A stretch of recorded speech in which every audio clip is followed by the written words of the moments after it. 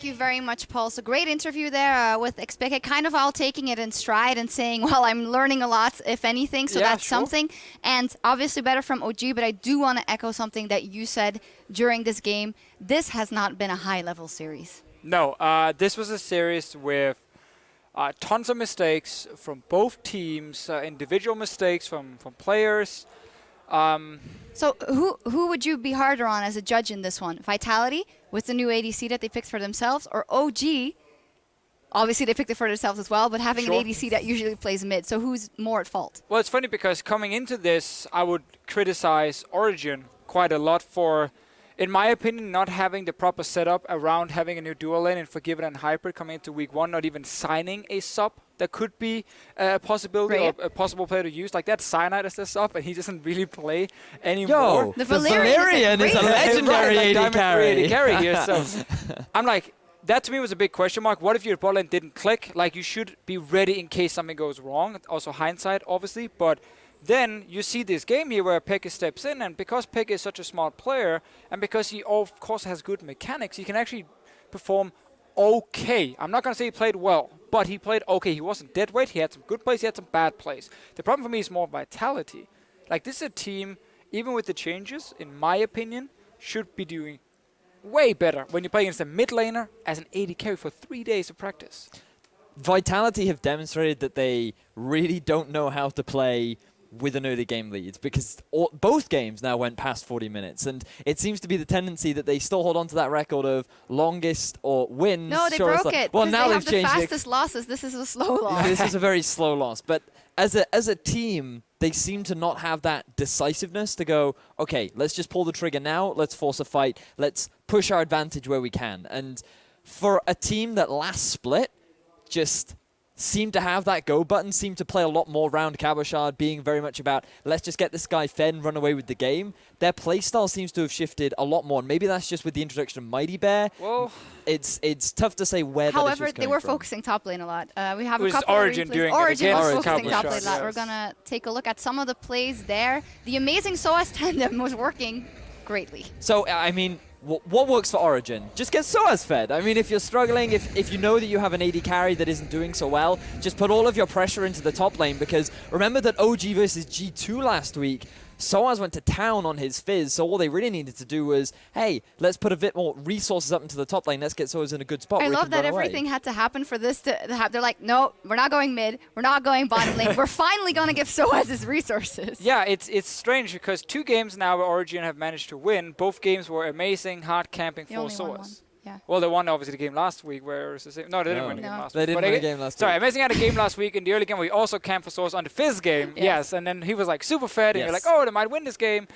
But they obviously didn't, so you guys are correct on that one. But it was amazing camping for SOAS, and it worked. This game, it worked again. And then he goes to mid after, helps out Power Vivo, who then becomes like the big carry in these team fights on Vladimir. So I think Origen in the last game can look back at some good early game moves. I think Vitality cannot play from behind, like, at all. Like, as soon as they fall behind early and Cabochard is behind, they just get picked off left and right, and then they walk into a few team fights where suddenly they're a little bit over-aggressive, and Origen just played better in the last game. Yeah, they did. Yeah, I mean, as a team, it just seemed that Origen are looking a lot healthier. We talked about it in Game 1, where as just the whole team, in terms of their decision-making, their playmaking, looked a lot stronger, but I want to say yes and no on that one. Yeah, because if you have a look at the fights moving forward, I mean, there was still definitely some shaky positioning things in terms of actually setting up the plays. I guess the reason we can say it looks better is because week 1 looked so bad for this team. Yeah, okay, that's true. So they started basically from 0 and now moved to maybe like a 20 out of 100 or something. I'm just making that number up, but they basically look slightly better, and I think it's more for Origen about things we can't comment on because it's things behind the scene. Like, how do you handle a loss? How do you adapt between series? How do you handle like losing a scrim and then getting ready for the next one? I think that's where this team is going to be stronger than when they had Forgiven.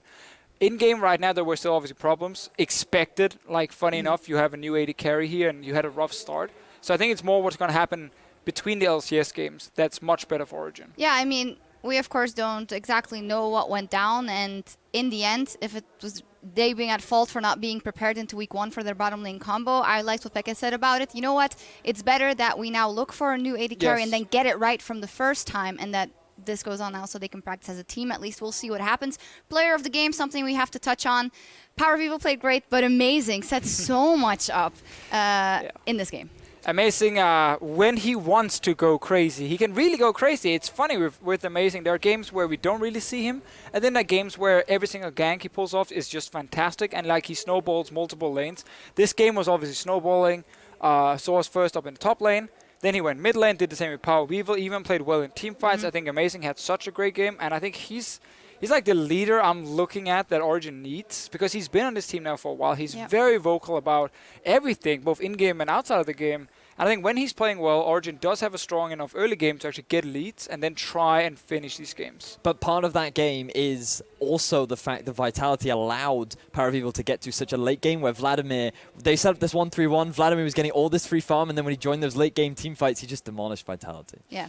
Amazing, of course, on the bad end of a lot of criticism lately as well, and the whole team, to be honest. So as a team, this must be a very, very refreshing win for them, and hopefully they can get off to a good start, OG taking a game. However, over on EU LCS 1, H2K versus Giants, H2K had taken game 1. What happened in game 2? So it was quite a messy game overall. Pretty much the entire early game was just picks. H2K were getting picks because they had superior vision, whereas Giants were getting picks because they had Twisted Fate Jhin, which is fantastic at setting up sort of global pick comps. And the early game was just back and forth skirmishes over and over and over again until H2K finally took a greater advantage with their vision control, which enabled them to actually set up for that Baron. And with the Baron, it was simply a matter of them closing out the game. So it was quite messy because both teams just gave away kill after kill after kill, and they never really formed a proper cohesive unit. And it just kind of echoes the point that Martin was making earlier on, which is very much that as individually players, Giants are pretty solid, but as a team, they're not the strongest. Yeah, make too many mistakes as a team, but if you're a Freeze fan, he didn't play too well in week 1. He actually played really well in this series here. Let's see how he plays tomorrow. We will see what happens. Well, with Origen getting on the board in the summer split, we need to step away. Keep it tuned right here because there's more League Championship Series when we return.